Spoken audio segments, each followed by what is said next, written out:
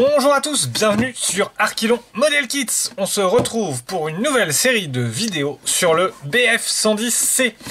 Alors, nouvelle maquette, deuxième maquette. Bon, il y a l'I16 dedans, donc on va dire 2 troisième. Je sais pas si celui-là sera pas fini avant, parce que j'ai du mal à avancer avec mon fils. Donc pourquoi ce modèle? Parce que je participe sur le groupe Build 2 qui est dédié à la bataille d'Angleterre, qui est réalisé, donc c'est proposé par la communauté du forum French Plastic. Donc il avait proposé un premier groupe build sur une Ducati en moto, et là on est parti, on a fait des votes et puis on est parti sur la bataille d'Angleterre. Donc moi ayant fait déjà le 109, j'avais envie de faire le 110, et pour la petite histoire, avant l'annonce du groupe build, j'avais acheté le 110 mais le D. Alors attendez, je vais vous le mettre dans le même sens, le E. Alors le E a pas du tout participé sur la bataille d'Angleterre, il est arrivé bien après. Il a plutôt servi là à envoyer un I16 sur le front soviétique. Donc j'ai essayé tant bien que mal, parce que l'avion c'est quasi le même, hein. Il y a peu de changements entre la version C et E. J'ai essayé tant bien de mal de trouver des décals qui pouvaient correspondre à la bataille d'Angleterre pour le transformer, mais c'est introuvable. À chaque fois je me suis retrouvé avec un tarif et encore pas tous les éléments. Un tarif qui était bien plus cher que la maquette complète, donc du coup j'ai racheté un C pour être tranquille. Donc la boîte, voilà, hein, là on va faire l'unboxing. Donc petit rappel historique quand même sur cet appareil. C'est un chasseur moyen bimoteur biplace à long rayon d'action, alors qui était normalement censé être the avion, etc. En réalité ça a été une véritable catastrophe. Donc il a eu quand même quelques succès sur les campagnes de Pologne et de France, mais dès qu'il est arrivé en Angleterre, ça a été le drame pour lui. C'est vraiment la bataille d'Angleterre qui a scellé son destin. Il s'est fait vraiment décimer par les Spitfire et les Hurricanes. Pourquoi? Principalement parce qu'il n'était pas du tout assez maniable, trop gros. Autant c'est vrai qu'au niveau de l'armement il y avait de quoi faire, mais vraiment pas assez manœuvrable par rapport au Spitfire qui jouait très facilement avec. Il termine sa carrière lui comme chasseur de nuit, où là il a beaucoup plus fait ses preuves. Mais en combat pur, il avait aucune chance, le pauvre, hein. J'ai récolté quelques chiffres. En 3 jours, du 11 au 13 août, il y a eu 48 110 abattus qui sont pas rentrés.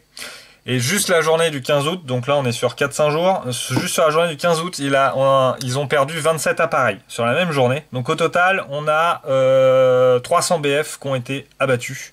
Donc ça a été franchement un gros fiasco. Allez, on ouvre la boîte. Donc niveau marquage, moi je vais faire cette version qui est ici, le M8 AC. Voilà, après il y a plusieurs versions proposées par Edouard, hein. Ils sont assez, il y en a pas mal, hein, quand même. Donc c'est plutôt sympa. Et puis en vue, donc on peut le voir aussi comme ça, mais là je vais peut-être avoir un peu de mal avec la caméra. Et puis on a aussi une vue comme ça du dessus de l'appareil. Donc nous, le AC, c'est celui-ci. J'aimais bien le camo, et puis par rapport au 109, deuxième modèle, ça me permet d'avoir une double peinture en fait à gérer, donc c'est sympa. Écoutez, sur l'unboxing, on va peut-être pas passer l'année sur le dégrappage. Pourquoi? Parce que je trouve pas ça forcément palpitant, vous me direz dans les commentaires. On a les verrières que je vais pas déballer, hein, comme à mon habitude. Là il y a du boulot, hein. Là il y en a rien que 3 plus 2 devant, donc là niveau masquage ça va être quelque chose. On va voir après dans le kit, c'est un profil pack, hein, donc on a les masquages qui sont fournis avec. Au début j'essayais de les trouver à côté, puis après en regardant un peu mieux, je me suis aperçu que les masquages étaient disponibles dans la boîte directement. C'est plutôt cool de la part d'Edouard. En plus a priori c'est de la bonne cam. Donc là on a encore de la verrière. Après concernant l'avion en lui-même, là on a toute une petite série de grappes. Alors là il y a pas mal de pièces, hein. J'ai pas vu sur le kit combien il y en avait, mais on a quand même de quoi faire, hein. Donc voilà, je passe rapidement, on va en faire au moins une. Voilà quoi, c'est du bon boulot, c'est vraiment très propre. Alors hop, vous voyez les marquages sont bien faits, on a les rivets, on a tout, c'est du Edward quoi, hein. Il n'y a pas de surprise. Voilà. Donc là on a quoi? Une petite grappe, attendez, je vais peut-être garder la boîte au-dessus parce que du coup ça se confond avec l'autre. Voilà, au moins comme ça. Qu'est-ce qu'on a ici? Une partie suspension, ouais, le train, la roue de queue, pas mal. Donc c'est pareil, c'est propre, hein. Il n'y a pas de flash, il n'y a rien. Ensuite on a toutes les gouvernes, les hélices. Donc là il y aura 2 hélices, 2 moteurs, pas mal. Donc là j'ai quand même des petites rayures là, vous voyez par exemple. Alors je sais pas si vous allez bien le voir à la caméra. Mais là on a des petites rayures qui traînouillent.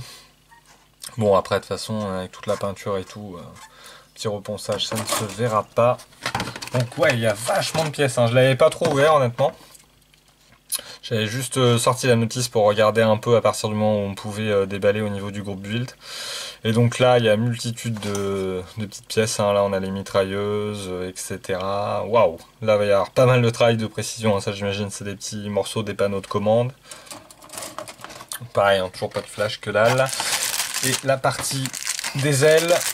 Alors là, moi, ce qui m'a frappé, enfin, ce qui me frappe, c'est que par rapport au 109, on voit la différence de taille des 2 avions. Hein. Là, les ailes, c'est autre chose. Elles sont vraiment grosses, hein, la vache. Là, il y a pas mal de surface. Hein. Donc après, ouais, c'est super propre. On a des rivets partout. Alors, ils sont très fins. Hein. Il va vraiment falloir y aller mollo avec la peinture pour bien les faire ressortir. Mais là, pareil, il va y avoir du boulot de pré-ombrage. Ça, c'est sympa. Donc, des grosses nénelles. Et puis là, on a la partie fuselage. Hein. C'est long. Hein. Putain, la vache. C'est vraiment long. Hein. Et hop, à la caméra. C'est pas mal. C'est vraiment sympa. Par contre, c'est vrai qu'il y a pas mal de traces sur le plastique. Hein, donc, c'est sympa. Ah oui, ça, c'est la partie en dessous. Donc là, on a la petite notice explicative pour les masques, pour le masquage. Donc, les masques sont là. Hein. Bon, ça, écoutez, on verra. Je pense que je les mettrai en vidéo. Hein. Je ferai une petite partie, au moins, peut-être une verrière avec vous pour vous montrer. Mais bon, première fois, hein, moi la dernière fois sur le 109, je les ai fait moi-même. Là, c'est assez cool de les avoir toutes faites. Les fameux décals. Donc, je les déballe pas non plus. Hein. Donc là, voilà, un peu tout le marquage possible, c'est cool. Et là, au moins, je vais avoir les bons décals pour travailler. Et la partie, donc comme tous les profils pack, la partie... Non, c'est profil pack. À chaque fois, je me gaufre. Et donc là, on a la partie photo découpe. Donc là, qui sera une grande première pour moi. Alors, j'ai fait l'acquisition d'un unique outil. Alors, c'est sympa. Hein. Ouais, franchement, par rapport au décal, c'est quand même plus sympa. Par contre, c'est ultra fin, quoi.